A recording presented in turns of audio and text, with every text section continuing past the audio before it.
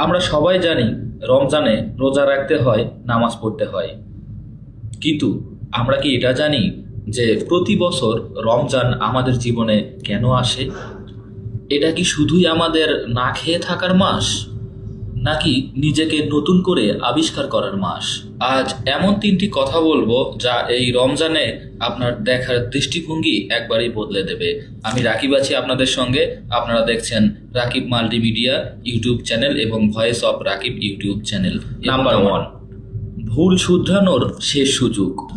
আমরা সারা বছর হাজারো ভুল করি, হাজারো পাপ করি, গুনাহ করি, কিন্তু আমরা ভাবি আমি তো অনেক পাপিষ্ঠ, আল্লাহ কি আমাকে মাফ করবেন?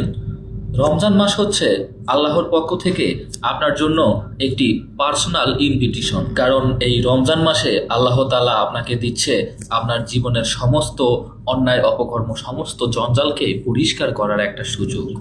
গত বছরের রমজান থেকে শুরু করে বর্তমানে যে রমজান আসতেছে, এই বছরের মধ্যে আপনি যা যা হারিয়েছেন, যা যা ভুল করেছেন, যা যা পাপ করেছেন, সব কিছু পরিষ্কার করে সব কিছু আপনার রিকভার করা সম্ভব।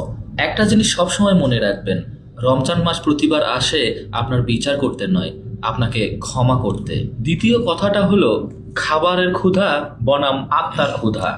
আমরা প্রতিনিয়ত আমাদের পেটের ক্ষুধায় অস্থির হয়ে যাই, কিন্তু আমরা কি এটা খেয়াল করেছি যে আমাদের আত্মা দিন দিন শুকিয়ে যাচ্ছে? দীর্ঘ এই 11 মাস আমরা শুধু আমাদের দেহের এবং শরীরের খোঁজ খবরে নিয়েছি, কিন্তু আমরা কি আমাদের এই আত্মা, মন, আমাদের রুহের খোঁজ খবর নিয়েছি? তাই এই 1 মাস আপনার রূহ এবং আপনার আত্মার যত্ন নিন।